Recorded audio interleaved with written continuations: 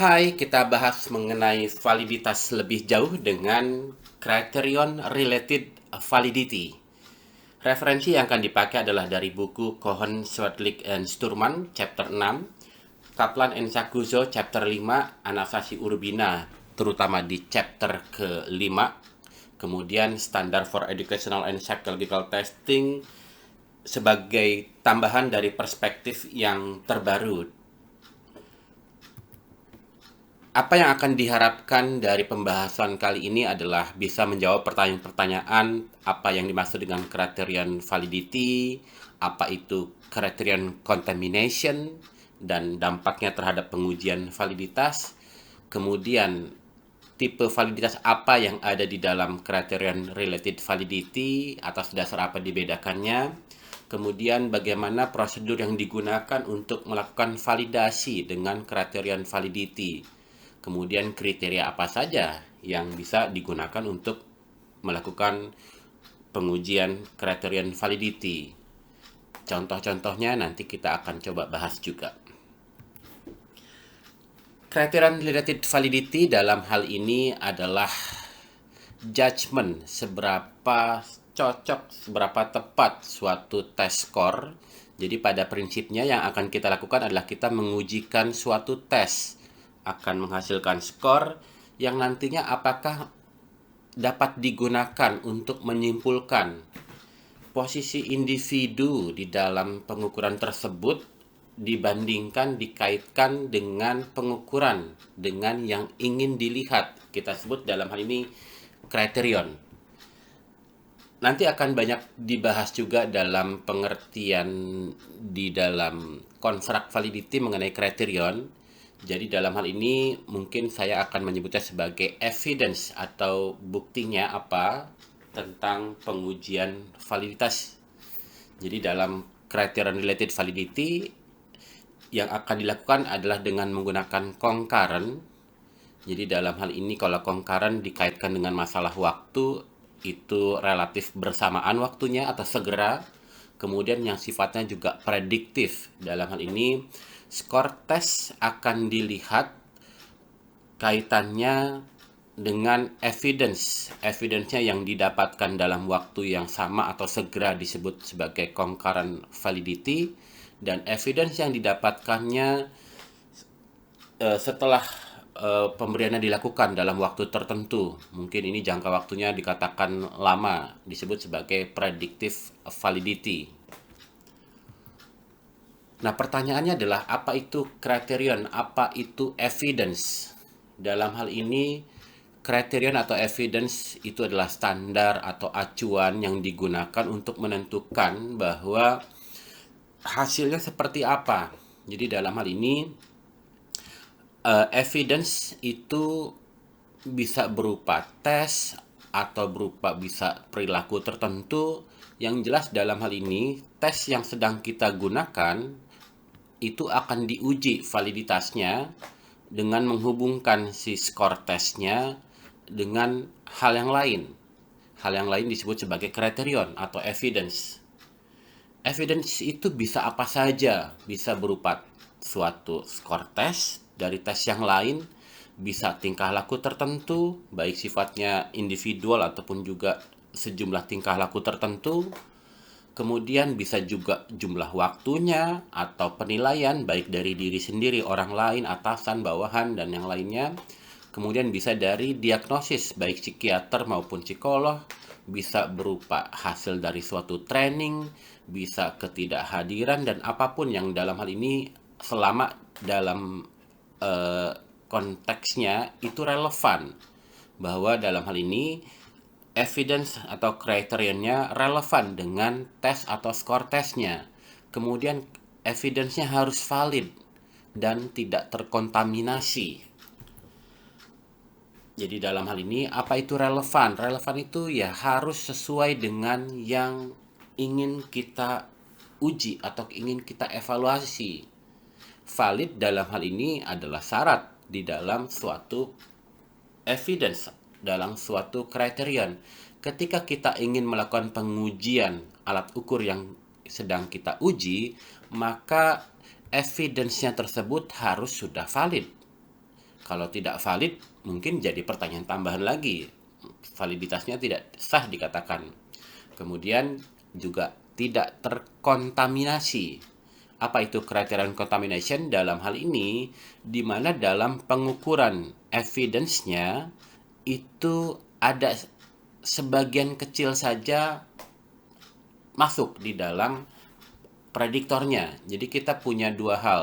Yang satu disebut sebagai test score-nya atau X-nya kita sebut, kemudian sebagai evidence-nya. Jadi ini adalah prediktor, tesnya, ini adalah evidence-nya. Di dalam criterion contamination yang terjadi adalah bahwa ada sebagian yang di dalam pengukuran prediktornya, di dalam pengukuran tes yang ada, itu ada di dalam kriterionnya. Sehingga dengan demikian terjadi kontaminasi. Ketika criterion contamination terjadi, maka sebetulnya menjadi tidak bisa dianggap bahwa hasilnya demikian adanya. Jadi jangan diambil kesimpulan tertentu dari pengujian validitas di mana terjadi criterion contamination. Nah, permasalahannya adalah tidak ada cara atau statistik yang bisa digunakan untuk dalam hal ini memperbaikinya. Jadi criterion contamination sebetulnya bisa diselesaikan dengan cara sebelum dilakukan kita mengecek dulu apakah tidak terjadi criterion contamination. Contohnya, misalkan kalau kita menggunakan tesnya tentang inmate violent potential, ini diambil dari bukunya Cohen and Swerlik, dikatakan bahwa untuk memprediksi seberapa seorang tahanan memiliki potensi untuk membuat kekerasan di dalam selnya, di dalam penjara. Jadi dalam hal ini yang dilakukan adalah evaluasinya memuat dari teman satu selnya, dalam hal ini ada penjaganya, kemudian juga stafnya. Ini sebagai kriterionnya. Nah, ketika ingin memvalidasi si tes tersebut, maka dalam hal ini kalau dilakukan dengan cara penilaiannya memuat dari aspek sebagian ataupun seluruhnya itu ada aspek yang sama, misalkan di sini adalah dari penjaga sipirnya, maka dengan demikian terjadi criterion contamination. Nah, permasalahannya sekali lagi kalau misalkan dalam hal ini kita tidak bisa melakukan pengujian dengan cara tertentu yang tidak dapat menjadikan sebagai criterion contamination, maka mungkin ada baiknya kita melihat dulu lebih jauh tentang apa yang bisa dilakukan dalam pengujian criterion validity. Concurrent validity dalam hal ini terkait dengan masalah waktu, baik sifatnya sama ataupun sifatnya segera. Jadi dalam hal ini adalah pernyataan tentang sejauh mana skor tes yang dapat digunakan untuk melihat posisi individu pada suatu evidence, pada suatu criterion. Jadi kalau misalkan dalam hal ini tesnya merupakan tes yang sifatnya klinis, kita membuat satu tes, kemudian kita juga bisa melihat dalam hal ini hubungannya, kaitannya, di mana yang mau dilihat apakah skor tes yang kita miliki dari tes yang sedang ingin kita uji dikaitkan, dihubungkan dengan diagnosis yang sudah dilakukan oleh psikiater. Nah, kalau kita lihat dari kata psikiater, maka psikiater adalah orang yang memiliki kualifikasi untuk melakukan justifikasi terhadap kondisi psikologis tertentu. Sehingga dengan demikian, psychiatric diagnosis itu merupakan pengukuran yang valid. Sehingga dengan demikian, tes yang sedang kita uji dalam hal ini ingin dilihat sejauh mana sesuai berhubungan dengan diagnosis yang diberikan oleh psikiater. Ini sebagai contoh ya. Kalau di dalam yang prediktif, ini dikaitkan dengan masalah waktu, maka ada jeda waktu yang cukup lama untuk didapatkan kriterion atau evidence-nya, terutama dikaitkan dengan proses tertentu yang akan menggunakan sejumlah waktu tertentu. Dalam hal ini, interveningnya bisa berupa training, pengalaman, terapi, modifikasi, atau juga pendidikan dalam hal ini.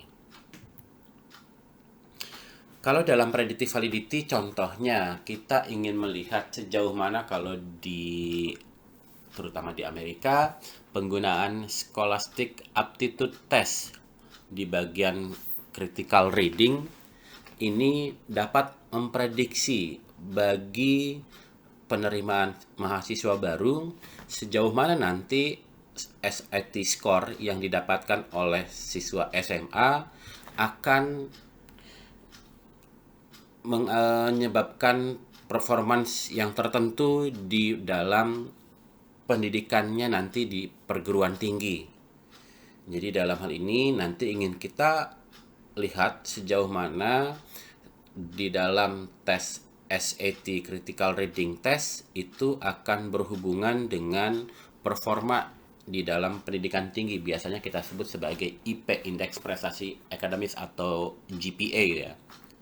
Kemudian contoh lainnya adalah misalkan kita ingin melihat bahwa pasangan yang sudah bertunangan sejauh mana akan nantinya memiliki pernikahan yang sukses atau tidak sukses sehingga menjadi bercerai nantinya. Ini prediktif. Jadi tesnya saat ini, tapi kriterion atau evidence-nya didapatkan jauh setelah tesnya diberikan waktunya. Kalau dari aspek perbedaan dari Cronbach maupun juga dari Cohen and Swerlik Sturman itu terkait dengan masalah waktu. Tetapi kalau dikaitkan dengan tujuannya menurut Anastasia dan Urbina, ini dikaitkan kalau tujuannya. Kalau untuk yang prediktif sifatnya prediksi, meramalkan. Kalau untuk yang concurrent sifatnya untuk mendiagnosis kondisi saat ini. Mungkin karena masalah teknis dalam prosesnya, pengujian concurrent validity dianggap lebih praktis karena lebih mudah untuk dilakukan, evidence-nya didapatkan dengan segera. Tapi memang ini concernnya idealnya tidak dikaitkan dengan kemudahannya, tetapi dikaitkan dengan tujuan tesnya untuk apa.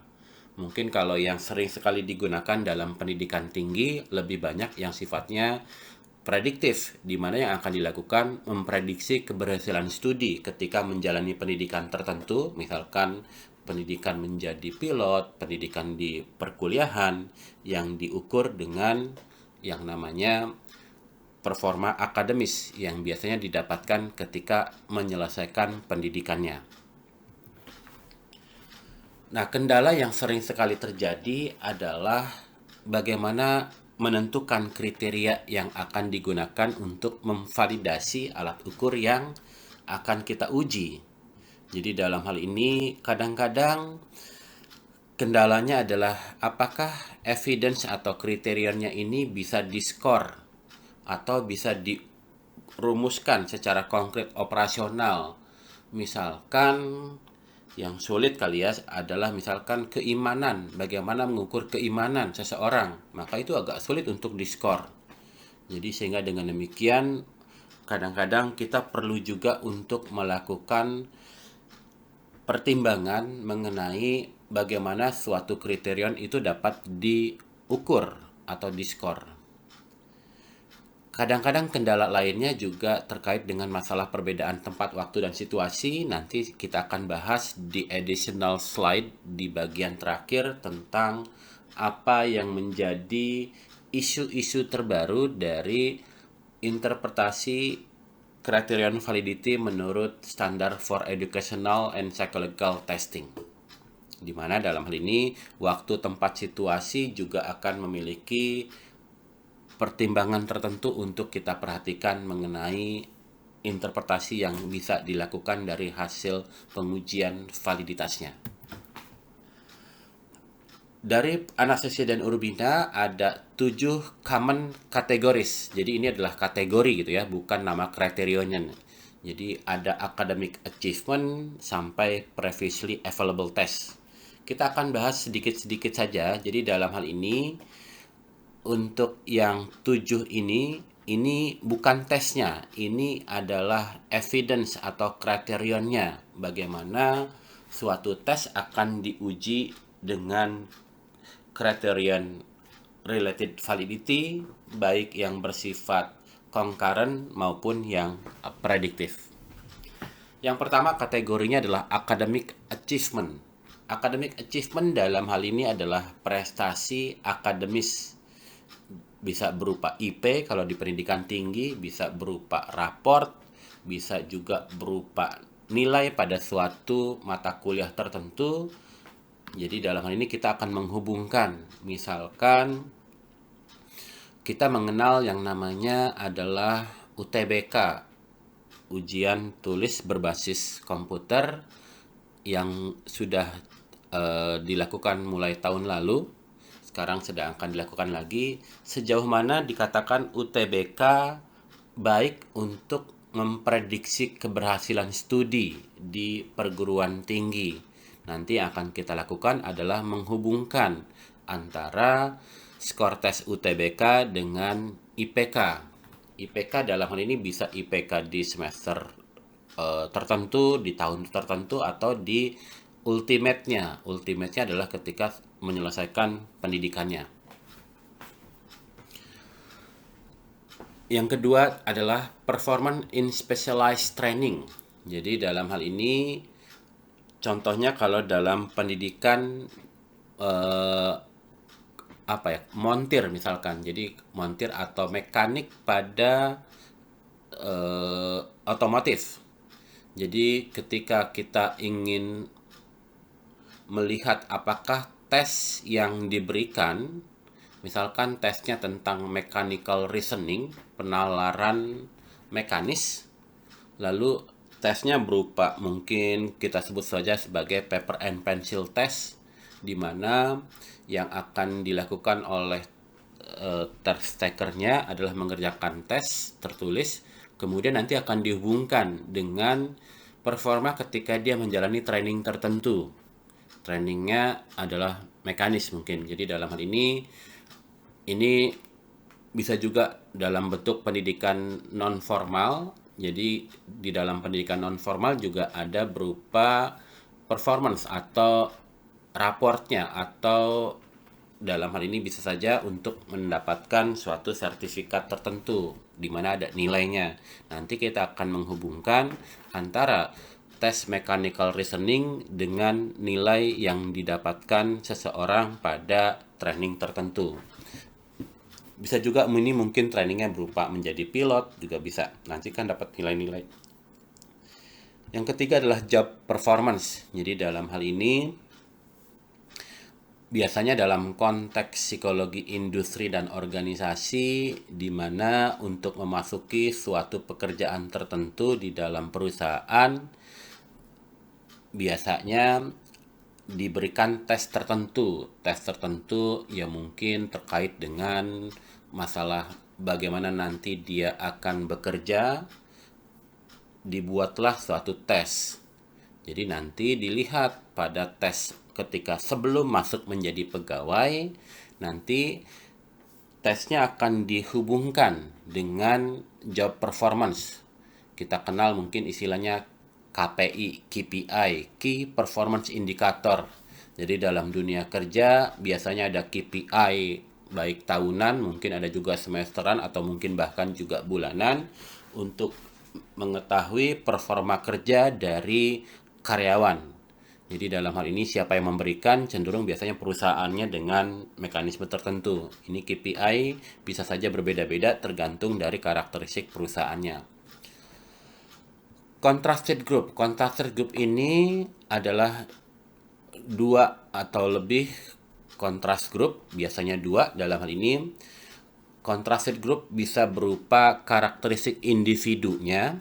Individunya misalkan dalam hal ini tes bakat musik. tes bakat musik sebagai tes yang ingin kita uji sejauh mana ini dapat membedakan kelompok yang ada. Misalkan diberikan kepada kelompok, misalkan kita sebut saja sebagai calon mahasiswa IKJ jurusan musik. Jadi dalam hal ini tes itu diberikan kepada dua kelompok yang berbeda. Yang satu mahasiswa IKJ jurusan musik yang memang dalam hal ini tes bakat musik harusnya memiliki nilai yang tinggi pada kelompok orang-orang yang memang belajar musik. Lalu diberikan kepada orang-orang yang mungkin belajar masalah teknikal, anak mahasiswa teknik itu misalkan. Jadi kalau dalam contrasted group nanti yang diharapkan terjadi adalah orang-orang yang memiliki yang dari IKJ jurusan musik akan memiliki skor yang lebih tinggi secara signifikan dibandingkan dengan orang-orang yang berasal dari teknik. Saya sedikit balik ke atas, kalau dalam academic achievement, maka yang ingin kita harapkan adalah orang-orang dengan skor UTBK yang tinggi akan memiliki performance akademis yang tinggi. Orang-orang yang nomor 2, performance in specialized training, orang-orang yang memiliki nilai tinggi pada tes mechanical reasoning akan memiliki nilai yang tinggi pada tes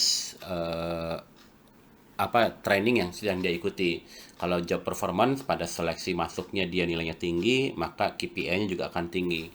Psychiatric diagnosis tadi sudah sedikit dibahas tentang sejauh mana tes tentang biasanya berkaitan dengan hal-hal klinis itu digunakan untuk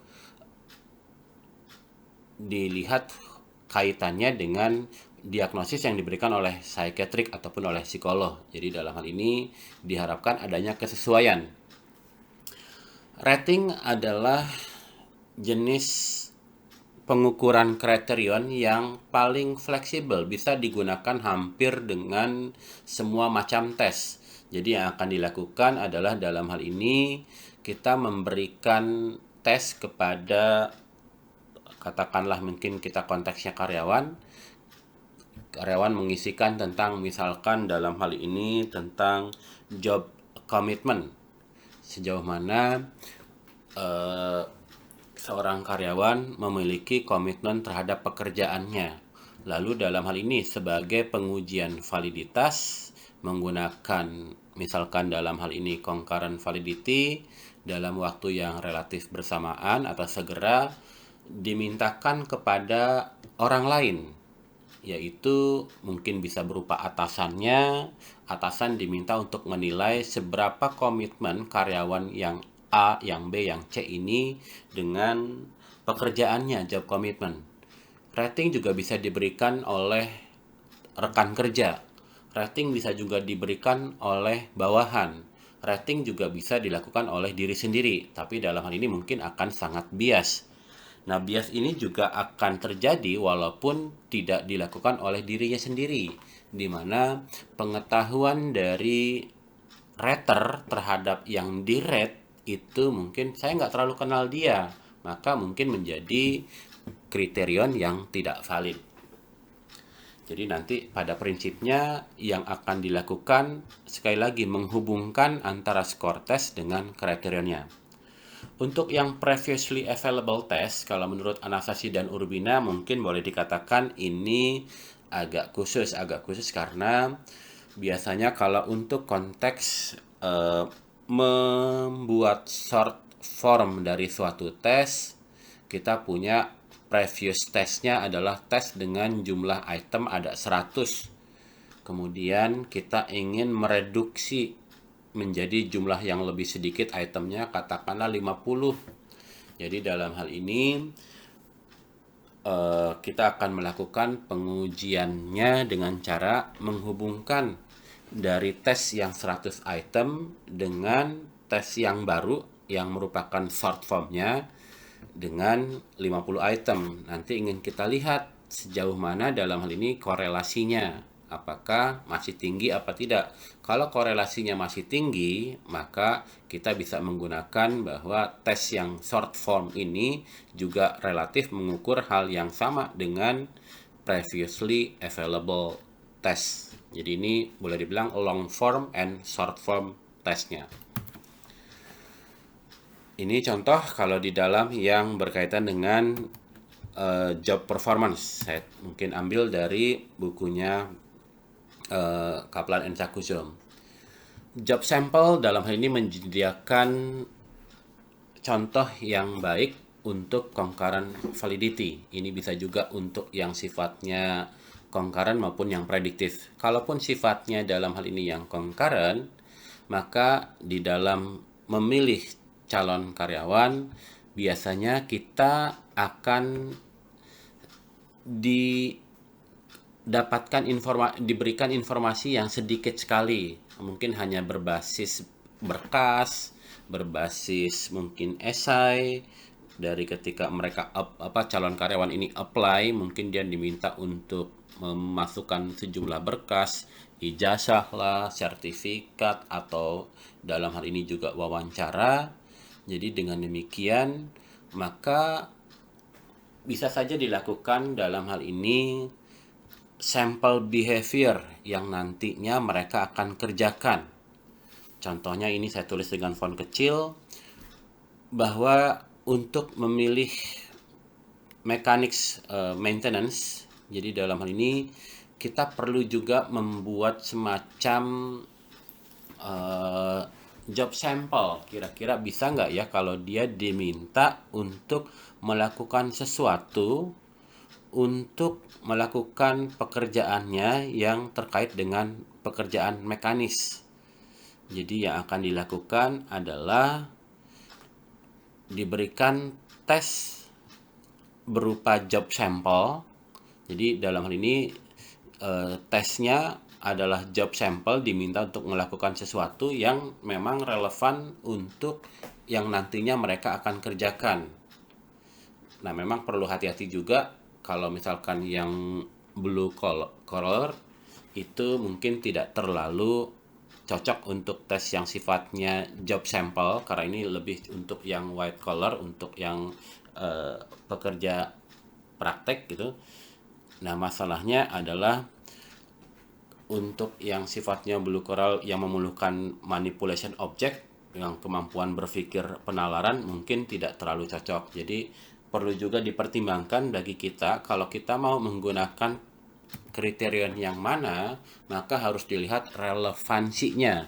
Ini mungkin agak susah, perlu justifikasi expert untuk menentukan bahwa kategoris atau kriterion yang akan digunakan itu relevan dengan tes yang sedang kita uji. Nah, ketika kita sudah melakukan proses pengujian validasi, kita dengan metode yang manapun, pada dasarnya kita akan menghubungkan skor tes dengan kriterionnya, dengan evidence-nya, apapun evidence-nya. Nanti akan didapatkan validity coefficient. Jadi dalam hal ini biasanya menggunakan korelasi.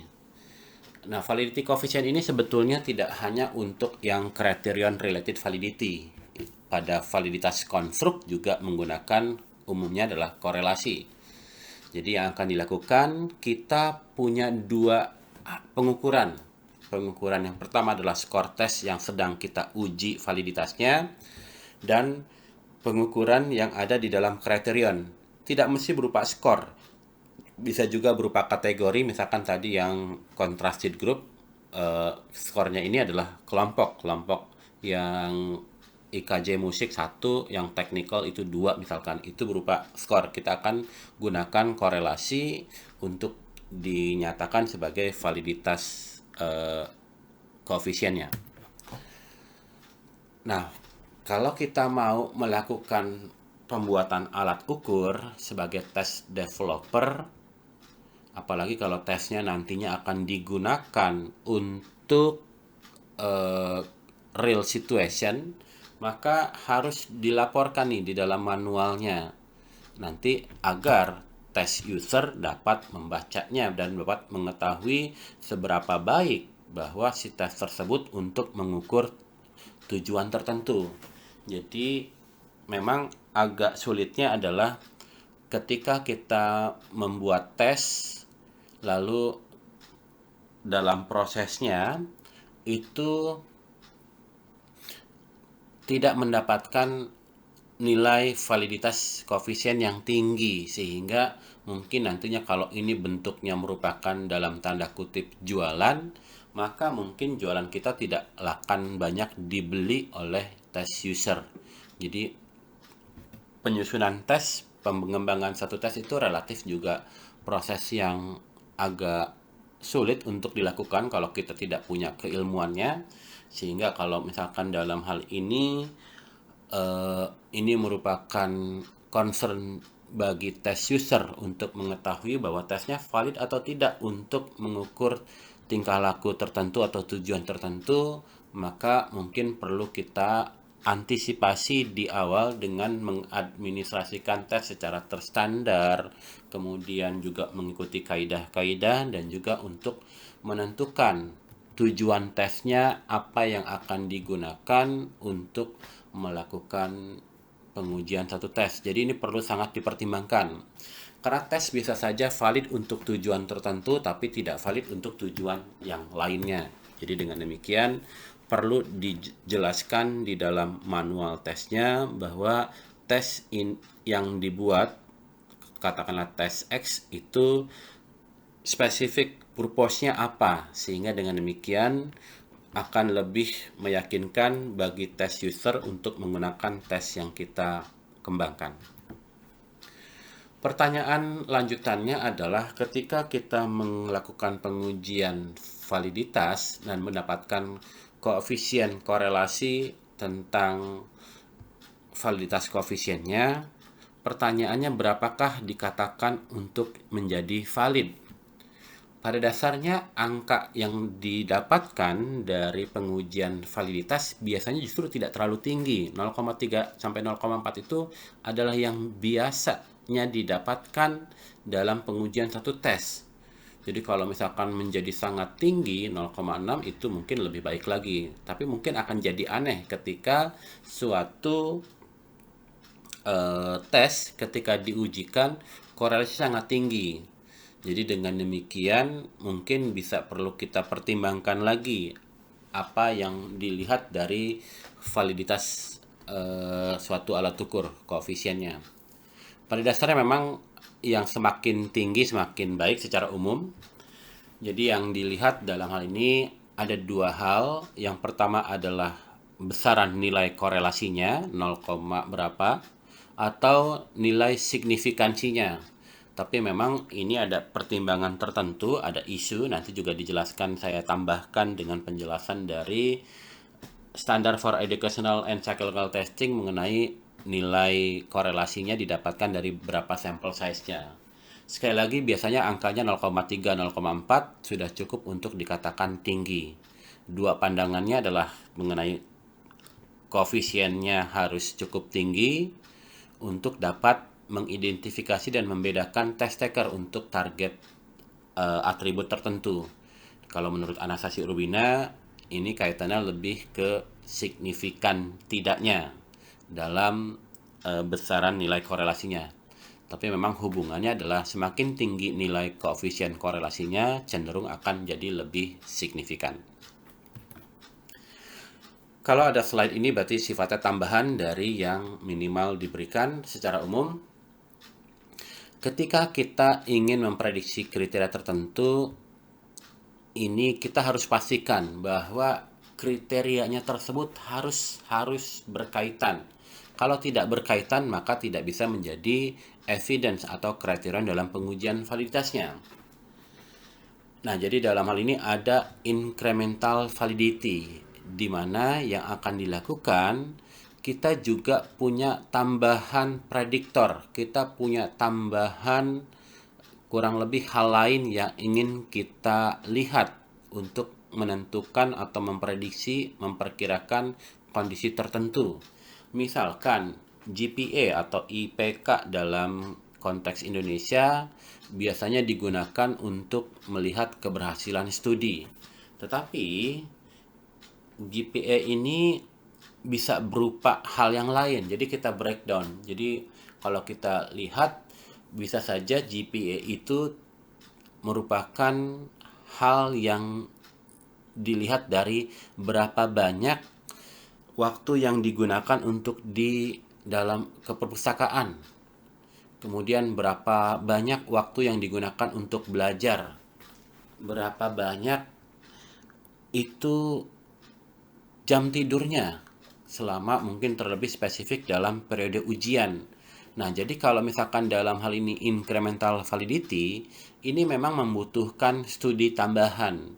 Kita mencari informasi lain yang bisa digunakan untuk apa yang memprediksi suatu kriterion, suatu evidence, suatu outcome. Di mana dalam hal ini kita bisa bilang apapun selama dia relevan, selama dia valid dan tidak terjadi kontaminasi, balik lagi ke awal.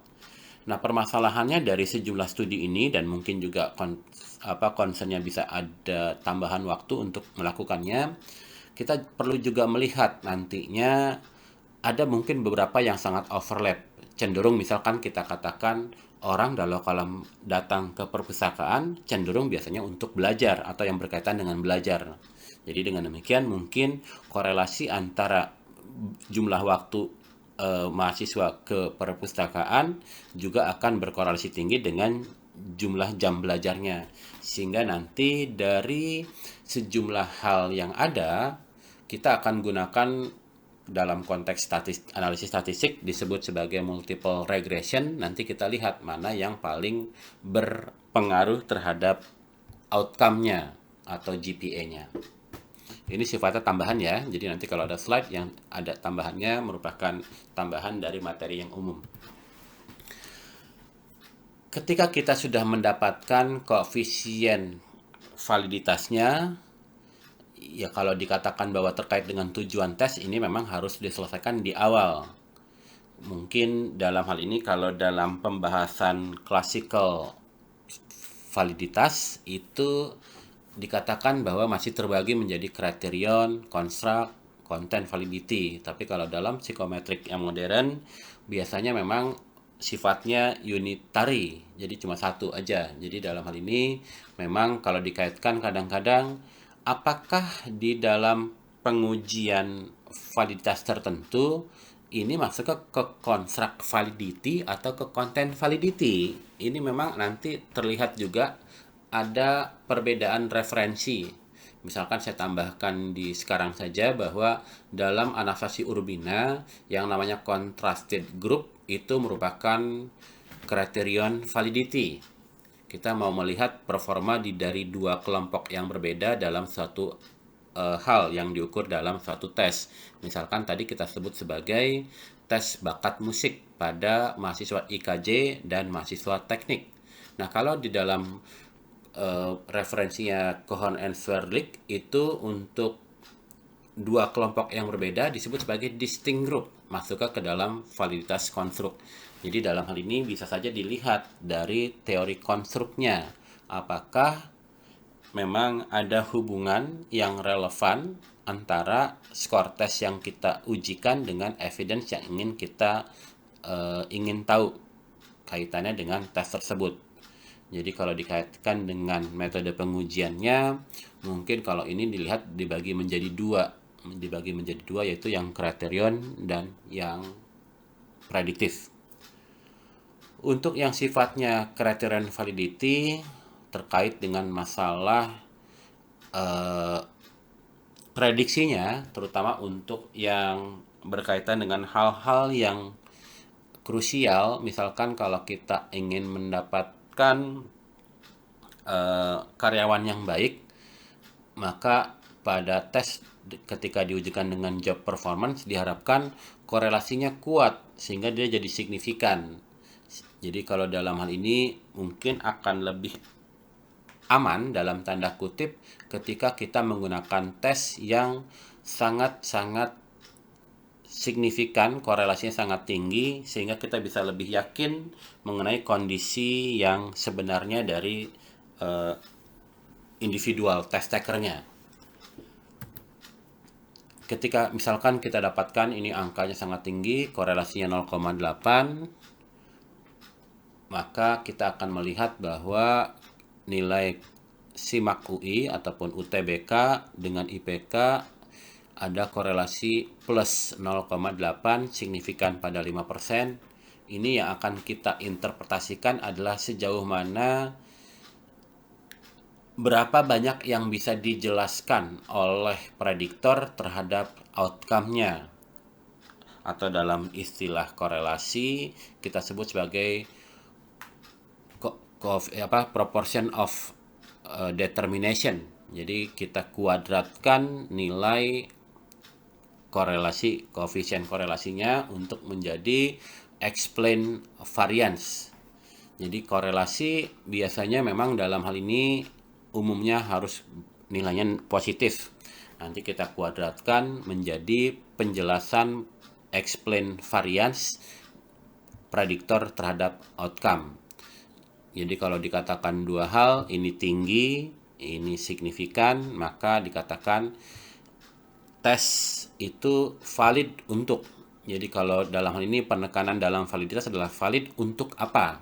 Jadi harus dijelaskan bahwa tes SBMPTN, ini SIMAK UI, ini SBMPTN salah ketik ya, ini valid untuk memprediksi keberhasilan studi.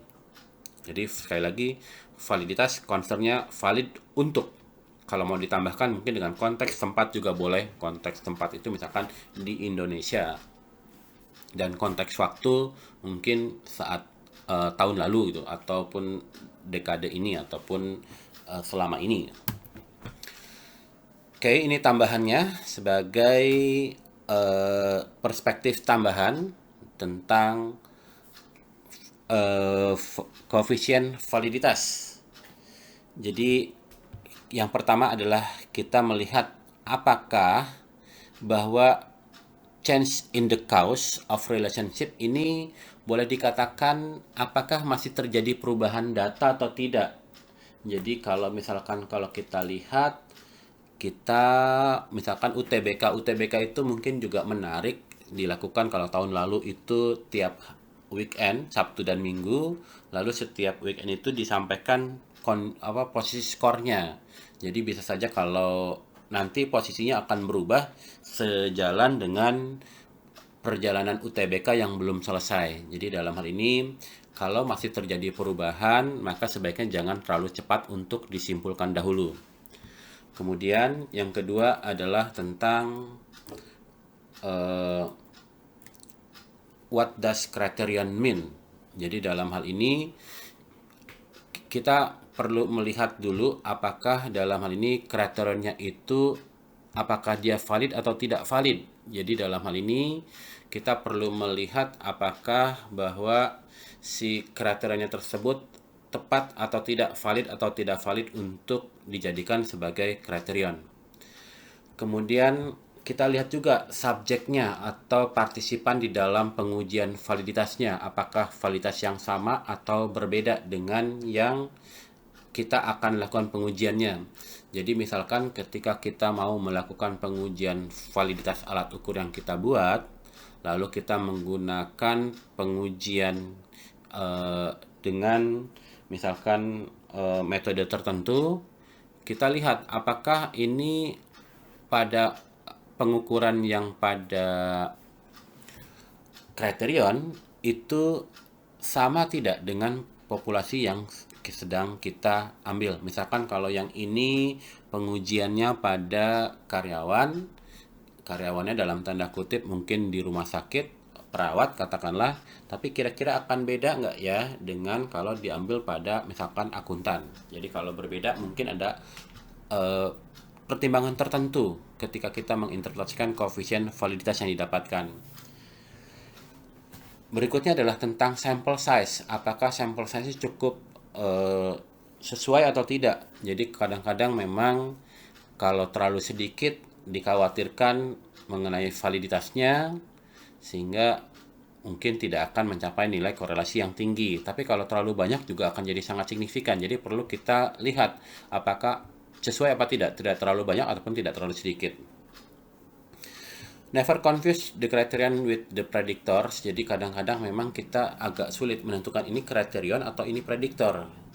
memang kadang-kadang memang agak sulitnya ketika kita menggunakan pengujian suatu alat ukur, tetapi alat ukur tersebut mungkin terkontaminasi dengan adanya criterion contamination, sehingga kita perlu hati-hati dalam menentukan bahwa ini prediktor apapun ini outcome. Berikutnya tentang restricted range, ini kaitannya dengan masalah korelasi. Ketika kita melihat bahwa di dalam data kita ini sebetulnya mungkin ada istilahnya outlier, maka mungkin perlu kita antisipasi dulu di awalnya. Ketika mungkin didapatkan nilai yang besar sendiri atau kecil sendiri, sehingga mungkin kita perlu memberikan batasan. Sebetulnya kalau kita melakukan restricted range baik pada prediktor maupun kriterion, kira-kira hasilnya akan seperti apa.